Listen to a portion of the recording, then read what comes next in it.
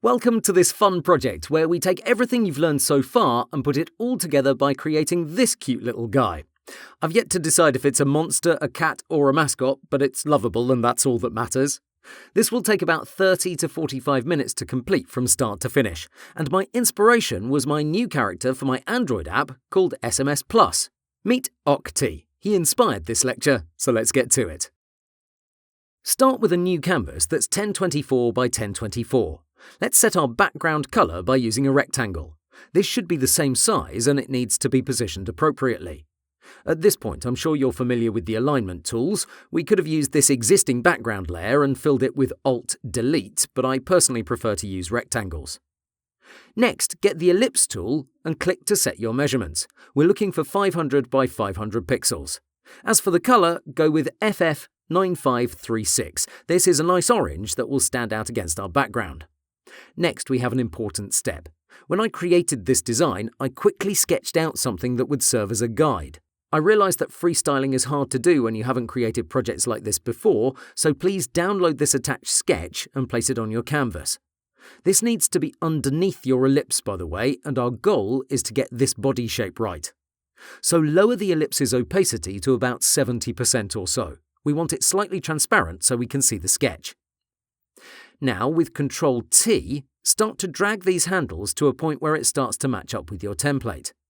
You'll notice some parts need to be dragged inwards, while other handles need to go outwards.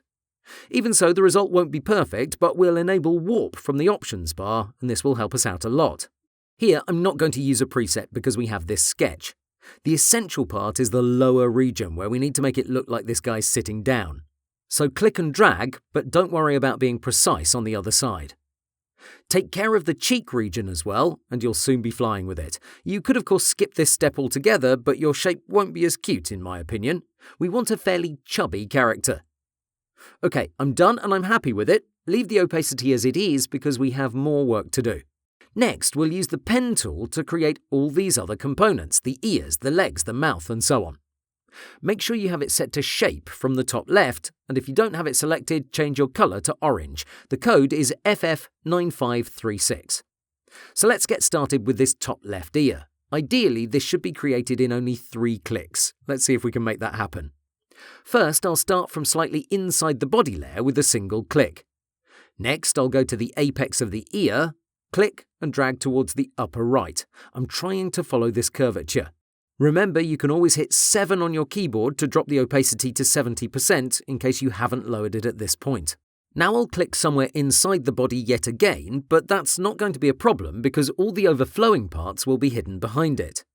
In case the curvature is not correct, you can hold the Control key and drag this handle to another position. It really depends on how much you drag, but remember, this needs to be a fun process. I don't want you to get stressed out by these details. If it's not 100% like the sketch, don't worry about it. This is just your first try. Finally, bring it back to the origin point, and this is wrapped up. Coming up is the inner ear. Here, it's the exact same procedure. Click once, then click and drag towards the top right. Click again to create the meat of your layer. Now close it off. If you do need to adjust it, now's the time to do so. Okay, this is looking good. Raise your opacity to 100% and change the inner ear's colour to a slightly darker orange. We'll focus on the actual colour scheme and effects a bit later on.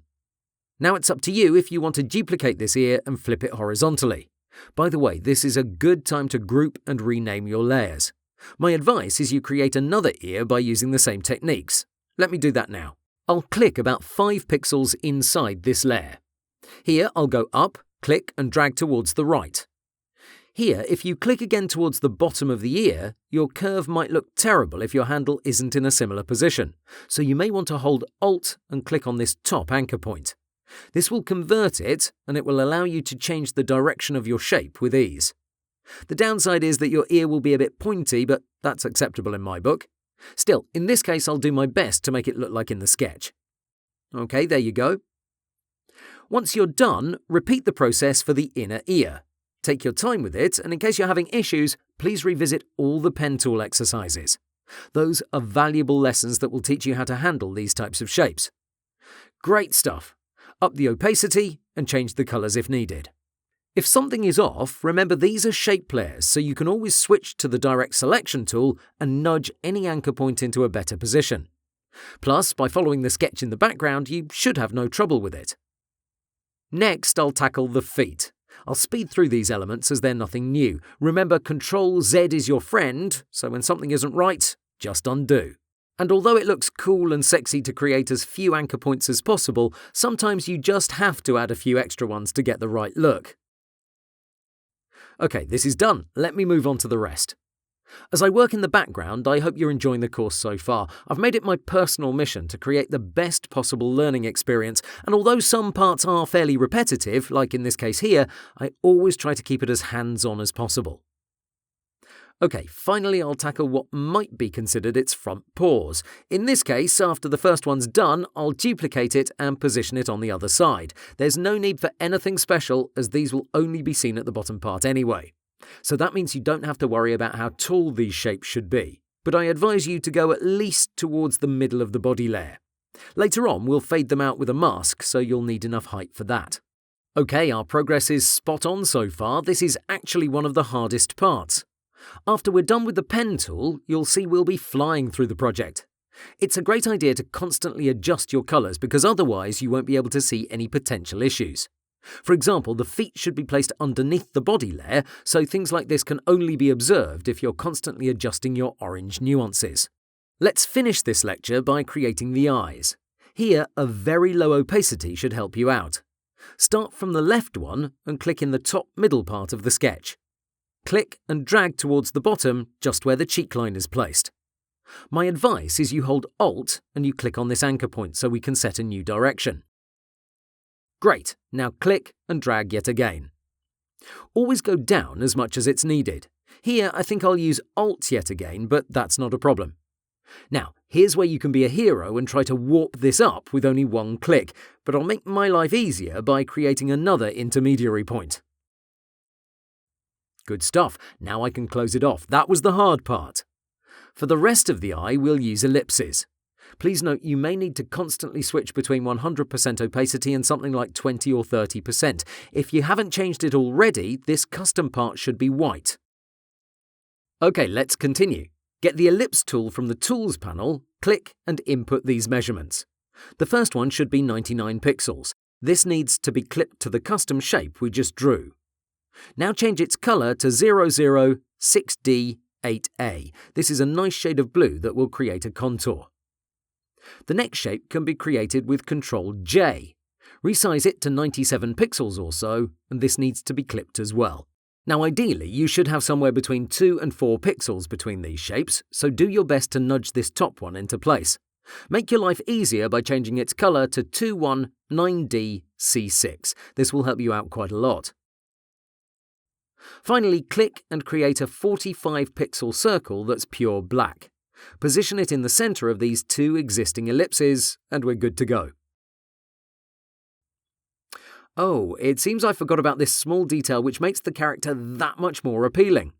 With the Ellipse tool selected, click and input a width of 140 pixels. As for the height, something like 160 should work well, though we'll mask the bottom part a bit later on, so that's less relevant. Position it in such a way where it lines up with the sketch. This will act like an eyebrow of sorts.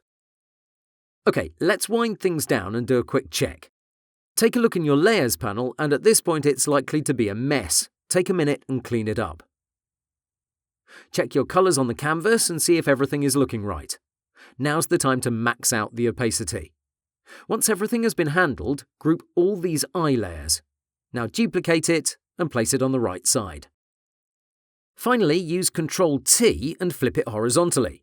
The only concern at this point is the pupil size. If it's too big, it may look like the character is scared or that it's staring at something. Here, I'm all set. I know this was quite a long lesson, but the other ones should go faster. I'll see you in a second.